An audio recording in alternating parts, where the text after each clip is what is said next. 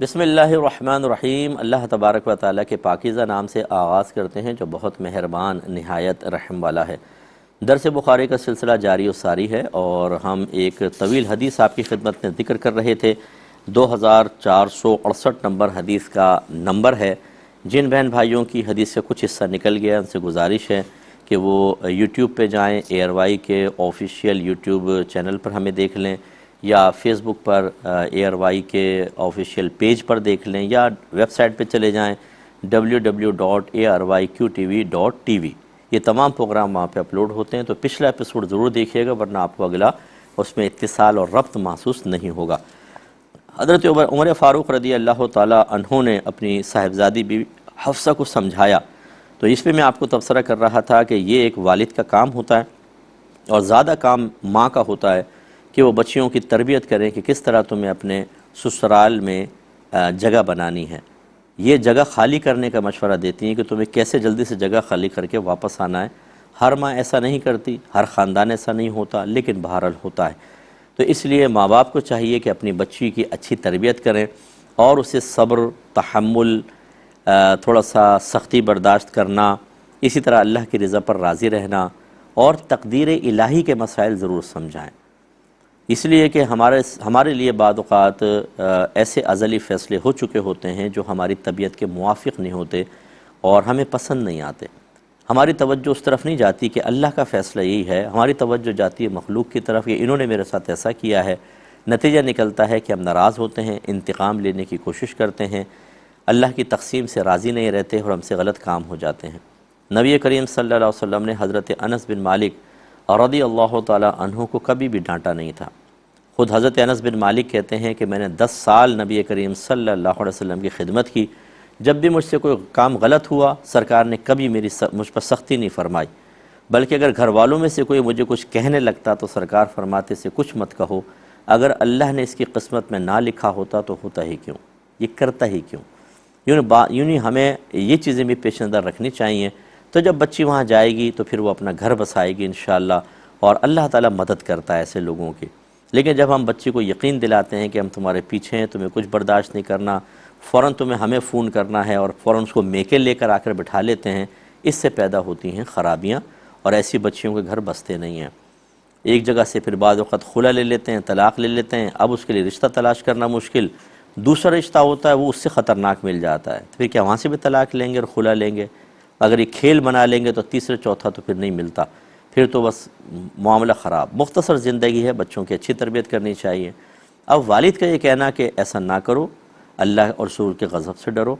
سرکار ناراض ہو گئے آخرت برباد، اللہ ناراض ہوا کوئی وحی نازل ہو گئی تب بھی تم برباد۔ اور چونکہ نبی کریم صلی اللہ علیہ وسلم کی بحکم الہی کئی ازواج تھیں، سرکار نے اللہ کی اجازت سے نکاح کیے تھے، تو اب ایک باپ کا یہ سمجھانا کہ دیکھو دوسری سوکن کے مقابلے میں فریب یا دھوکے میں مبتلا نہ ہونا، یہ مت سمجھنا کہ میں سرکار کو زیادہ محبوب ہوں۔ سرکار صلی اللہ علیہ وسلم بی بی خدیجۃ الکبریٰ رضی اللہ تعالی عنہا سے سب سے زیادہ پیار کرتے تھے، اور جب تک بی بی خدیجۃ الکبریٰ رضی اللہ تعالی عنہا آپ کے نکاح مبارک میں رہیں، آپ نے اور کوئی نکاح نہیں فرمایا۔ اس کے بعد جو سرکار کی محبت تھی وہ سیدہ عائشہ صدیقہ رضی اللہ تعالی عنہا سے سب سے زیادہ تھی۔ ویسے بھی سرکار بہت پیار کرتے تھے، بہت واقعات ہیں، اور خصوصاً آخری عمر مبارک میں جب آپ کے دنیا سے جانے کا وقت آیا تو آپ نے تمام ازواج سے اجازت طلب کی کہ اگر تم مجھے اجازت دو تو میں چاہتا ہوں کہ آخری وقت عائشہ کے ساتھ گزاروں۔ تو ان سب نے اپنی اپنی باریوں کو چھوڑ دیا، انہوں نے کہا رسول اللہ ہم آپ سب کو دل سے اجازت دیتی ہیں کہ آپ آخری وقت وہاں گزاریں۔ تو سرکار نے پھر سیدہ عائشہ صدیقہ رضی اللہ تعالی عنہا کے حجرے میں اپنے آخری وقت گزارا، بلکہ وصال بھی آپ کا وہیں ہوا اور وہیں پر آپ کو دفن کیا گیا، کیونکہ یہ انبیاء علیہ السلام کا خاصہ ہوتا ہے، جہاں ان کا انتقال ہوتا ہے ان کو وہیں پر دفن کیا جاتا ہے۔ اس سے معلوم ہوا کہ سرکار بڑا پیار کرتے تھے، محبت کرتے تھے۔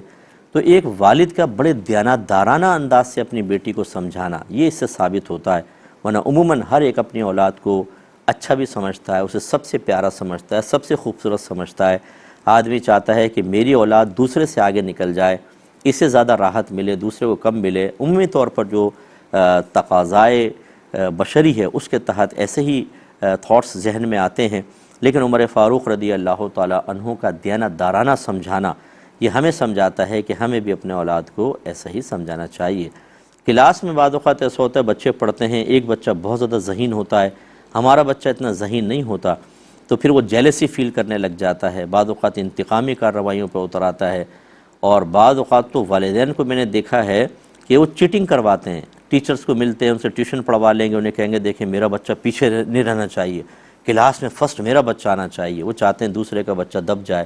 ہمارا بچہ ابھر کر آئے، اس طرح اس بیچارے کے حق میں کوتاہی ہو جاتی ہے، دل آزاری ہوتی ہے، اور اپنے بچوں کو اب چوری کے ذریعے،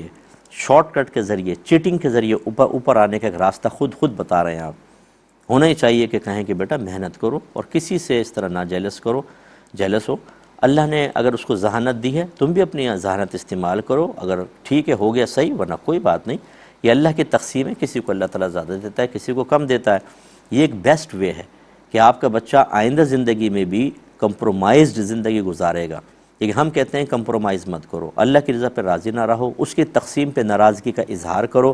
اور آگے آنے کی کوشش کرو، چاہے تمہیں چیٹنگ کرنی پڑ جائے، چاہے تمہیں چوری کرنی پڑ جائے، تمہیں رشوت دینی پڑ جائے۔ جب ماں باپ خود اپنی اولاد کو یہ ناپاک ذہن دیں گے تو آپ بتائیے وہ اولاد کیسے اچھے راستے پہ چلے گی؟ تو ان چیزوں سے یہ بات سمجھنی چاہیے۔ پھر عمر فاروق رضی اللہ تعالیٰ عنہ کہتے ہیں کہ ہمارے یہ معاملات چلی رہے تھے تو غسان کا جو بادشاہ تھا، ہم نے سنا تھا کہ وہ لڑنے کے لیے اپنے گھوڑوں کو تیار کر رہا ہے، تو بس ایک مرتبہ ایسا ہوا کہ میرا ساتھی اپنی باری کے دن کہیں گیا، وہ انہی سرکار کے پاس گیا ہوا تھا، میں گھر میں تھا، تو وہ رات میں آیا، اس نے زور سے دروازہ بجایا، تو میں پوچھا کہ کیا سوئے ہوئے ہیں؟ تو میں گھبرا کے اس کے پاس گیا، اس نے بتایا کہ بہت بڑا واقعہ ہو گیا ہے۔ تو میں نے کہا کیا اس نے حملہ کر دیا؟ غسان کے بادشاہ نے کہا کہ نہیں، اس سے بھی بڑی بات ہو گئی ہے، اور وہ یہ کہ نبی کریم صلی اللہ علیہ وسلم نے اپنی ازواج کو طلاق دے دی ہے۔ اچھا، یہ افواہ معروف ہو گئی تھی، سرکار اگرچہ ناراض ہو کر ایک بالا خانے پہ تشریف لے گئے تھے ازواج سے، اور ناراضگی کی وجہ میں آپ کو بتاتا ہوں، لیکن یہ بات معروف کر دی، کسی کی ہو گئی تھی، کسی نے اپنا گمان کا اظہار کیا ہوگا، اور وہ بات ایک دم معروف ہو گئی کہ جی طلاق دے دی ہے، اور اس سے پھر حضرت عمر فاروق رضی اللہ تعالیٰ عنہ بہت زیادہ گھبرا گئے کہ بیٹی کو طلاق ہو جانا، اور خصوصاً نبی کریم صلی اللہ علیہ وسلم سے پھر جو رشتہ داری کا ایک تعلق تھا، ایک نسب قائم ہو جاتا ہے، ایک تعلق قائم ہو جاتا ہے، صحابی ہونے کے اعتبار سے علیحدہ تھا، خاندانی اعتبار سے پھر نور علی نور، اور وہ ٹوٹ جانا یہ تو بہت ہی بڑی محرومی کی بات تھی، تو آپ گھبرا گئے۔ اس سے معلوم ہوا کہ جیسے حضرت عمر فاروق اب گئے اور جا کے آپ نے تصدیق کی، یہ بیسٹ وے ہوتا ہے کہ جب کوئی افواہ سنیں تو تصدیق کریں۔ ہمارے ہاں افواہ سن کے ہم تصدیق کے قائل نہیں ہیں، اس افواہ کو پھیلانے کے قائل ہیں۔ واٹس ایپ گروپ میں کسی نے کوئی بات ڈال دی، سوشل میڈیا پہ کوئی کلپ ہمارے سامنے آ گئی، فیس بک پر دیکھ لی، اس کے بعد ہمارے ہاتھوں میں ہوتی ہیں کھجلیاں، اور ہمارا ذہن کہتا ہے تیزی سے اس بریکنگ نیوز کو عام کرو اور لوگوں کو تعجب میں مبتلا کرو۔ ہم کسی کو بھیجتے ہیں، کہتے ہیں تو یہ کیسے پتہ چلا؟ ارے بس فقیر بھائی کے ہاتھ بڑے لمبے ہیں، اور بھائی کے ہاتھ کہاں تک لمبے ہیں؟ فیس بک تک، وہاں سے اٹھایا بھائی نے، لیکن بس وہ تو اس سے حفظ نفس حاصل ہوتا ہے، اور ہم غلط افواہوں کو پھیلا دیتے ہیں اور بہت ہی خرابی پیدا ہوتی ہے۔ یعنی بعض اوقات ایک آدمی زندہ ہوتا ہے، کسی کو سنا، کسی نے کہا وہ فلاں مر گیا، فوراً عام کر دیا، لوگ پریشان اسی کے میسج کر رہے ہیں، اور وہ جواب دے رہا ہے بھائی میں زندہ ہوں، جواب دے رہا ہوں تمہیں، اگر مر گیا ہوتا تو کیا عالم برزخ سے جواب دیتا، اور میری قبر میں موبائل کون رکھتا؟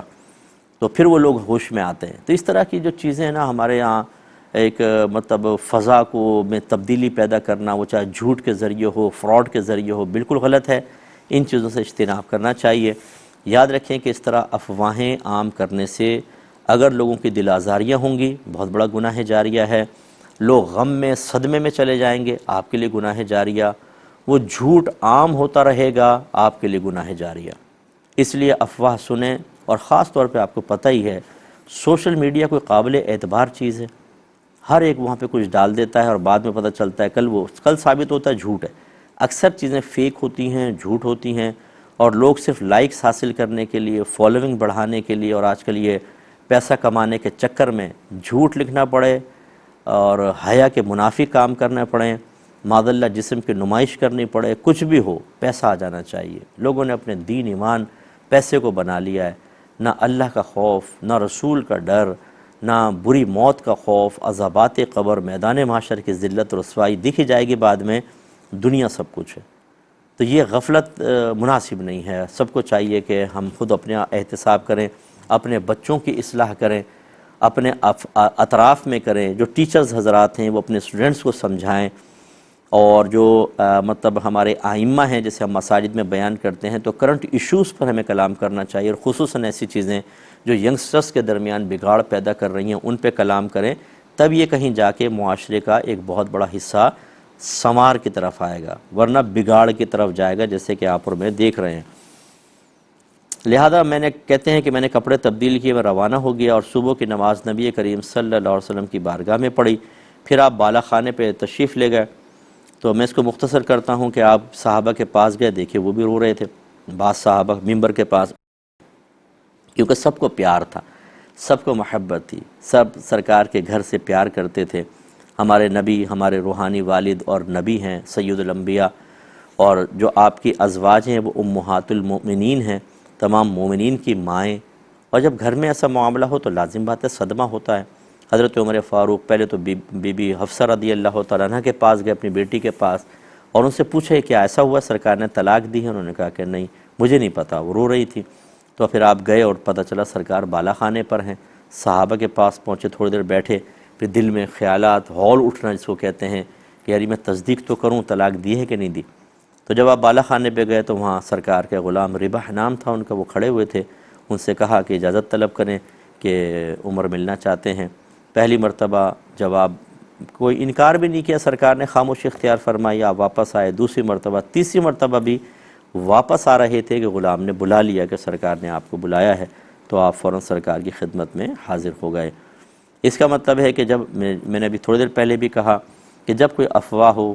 جب کوئی ایسا معاملہ ہو کہ آپ کے سامنے آیا کہ جس کی تصدیق یا تردید آپ صاحب معاملہ سے کر سکتے ہوں، کانٹیکٹ نمبر آپ کے پاس ہے، آپ کی رسائی ہو سکتی ہے، آپ اسے کسی بھی ذریعے سے مل کر معلوم کر سکتے ہیں، تو خدا را یا افواہوں کے بجائے اس صاحب معاملہ سے رجوع کر لینا چاہیے، باتیں کلیئر ہو جاتی ہیں۔ تو کہتے ہیں کہ میں سرکار کے پاس گیا اور میں نے دیکھا کہ آپ چٹائی پہ لیٹے ہوئے تھے،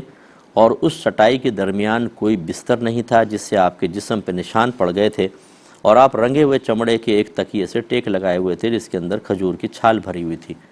تو یہ ہوتا ہے، دیکھیں سرکار کی مختلف حیثیتیں ہیں، نبی کی بھی حیثیت ہے، لیڈر کی ہے، حاکم کی ہے، استاد کی ہے، مرشد کی ہے۔ یہ میں نے 5 بڑی حیثیتیں ذکر کی، ان سب کے لیے سرکار رول ماڈل ہیں۔ اب نبی تو کوئی ہو نہیں سکتا، یہ چیز تو آپ ہٹائی دیں، لیکن عاجزی آپ دیکھ لیں، اگر دیکھنا چاہیں کہ خود فرماتے ہیں انا سید الاولین والآخرین، تحدیث نعمت کے طور پہ ذکر فرمایا کہ میں پہلے والوں کا بھی سردار ہوں اور بعد والوں کا سردار ہوں۔ اور سردار کا معاملہ کیا ہے؟ ایک چٹائی ہے، بس 3 کھالیں لٹکی ہوئی ہیں، ایک چمڑے کی کھال کا تکیہ لگا ہوا اور کچھ بھی نہیں ہے۔ یہ ہے ہمارے نبی کی عاجزی۔ پھر اگر حاکم کے اعتبار سے دیکھیں تو دیکھیں جو حکومت کرتے ہیں ان کی عاجزی دیکھیے اور ان کی سادگی دیکھیے۔ اسی طریقے سے سرکار ایک لیڈر ہیں تو لیڈر کو دیکھیں کیسا ہونا چاہیے۔ اسی طرح سرکار ایک استاد ہیں تو استاد اپنے شاگردوں کی جب تربیت کرتا ہے تو جہاں قولی تربیت کرتا ہے وہاں عملی اور فعلی تربیت بھی کرتا ہے۔ تو لہٰذا نبی کریم صلی اللہ علیہ وسلم نے جہاں صحابہ کرام کو دنیا سے کنارہ کشی کی طرف لے کر گئے ہیں، یعنی وہ غالب نہ آئے دنیا، یہ نہیں کہ دنیا چھوڑ دی، دنیا میں ہیں اور اس کی نعمتوں سے لطف اندوز بھی ہو رہے ہیں، لیکن دنیا غالب نہ آئے۔ تو جہاں سرکار نے قولی طور پہ تلقین کی وہاں عمل کر کے بھی دکھایا۔ اور اسی طریقے سے میرے آقا صلی اللہ علیہ وسلم ایک مرشد کی حیثیت رکھتے ہیں، اور صحابہ کرام مرید کی سی حیثیت رکھتے ہیں، تو ایک مرشد کو چاہیے وہ بھی ایسے طرز عمل اختیار کرے۔ اگر مرشد ہی ایسا ہوگا کہ وہ ایسا اپنے آپ کو ایک خاص تکلف کے ساتھ رکھے گا، کلف والے کپڑے، زبردست قسم کی ویسٹ کوٹ، غریب کو قریب بھی نہ آنے دے، انہیں ہاتھ ملانے کے قابل نہ سمجھے، دور سے خالی ہاتھ ملائے، کوئی ہاتھ بڑھا دے تو جھٹک دے، اور اس کی نشست اور برخاست بھی ایسی ہو کہ غریب تو قریب آنے سے گھبرا جائے، اونچے تخت کے اوپر بیٹھے، یہ نبی کا طریقہ تو نہیں ہے۔ اگر مرشدین کو واقعی ہدایت حاصل کرنی ہے یہ طریقہ ہے، خصوصاً جو مطلب یہ کہ ایسے حضرات ہوتے ہیں جن کو بغیر محنت کے بعد اوقات کچھ چیزیں مل جاتی ہیں، وہ بعض اوقات اوور ریئیکٹ کرتے ہیں اور وہی سمجھتے ہیں کہ شاید خدا نخواستہ پوری بادشاہت دنیا کے ہمارے ہاتھ میں آ گئی ہے، حالانکہ عارضی چیزیں ہوتی ہیں، آج اللہ نے عزت دی ہے، خدا نخواستہ ذلت بھی ہو سکتی ہے، عروج ہے، اس کے ساتھ زوال بھی ہو سکتا ہے، اور کچھ نہیں تو موت تو آنی ہے۔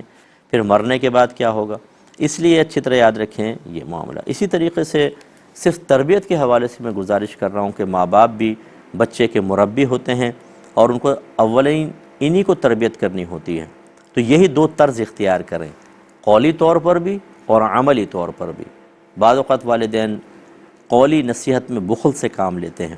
اور اس کی بڑی وجہ یہ ہوتی ہے کہ خود وہ ان امور کو کر رہے ہوتے ہیں تو اس کے متعلق کیسے وہ بچوں کو سمجھائیں۔ خود نمازیں قضا کر رہے ہیں تو بچوں کو نمازوں کو کیسے کہیں، خود گناہ کر رہے ہیں تو بچوں کو کیسے روکیں، خود غلط طریقے سے مال کما رہے ہیں تو بچوں کو کیسے منع کریں۔ تو وہ قولی طور پہ ہی پیچھے ہو جاتے ہیں، اور عملی طور پہ تو جو حالت ہے وہ ہے ہی ہے۔ حالانکہ یاد رکھیں نبی کریم صلی اللہ علیہ وسلم نے واضح فرمایا کہ کلکم راعین و کلکم مسئول عن رعیتہ، تم میں سے ہر شخص نگہبان ہے، اس سے برود قیامت اس کے ماتحت لوگوں کے بارے میں کویسچن ہوگا۔ تو پوچھا جائے گا بیوی بچوں کے بارے میں، عورت سے پوچھا جائے گا اس کے بچوں کے بارے میں۔ تو اس لیے ہمیں دونوں چیزوں کو اختیار کرنا چاہیے، قولی تربیت اور عملی اور فعلی تربیت۔ اللہ تعالیٰ عمل کی توفیق عطا فرمائے، آمین۔ وآخر دعوانا ان الحمد للہ رب العالمین۔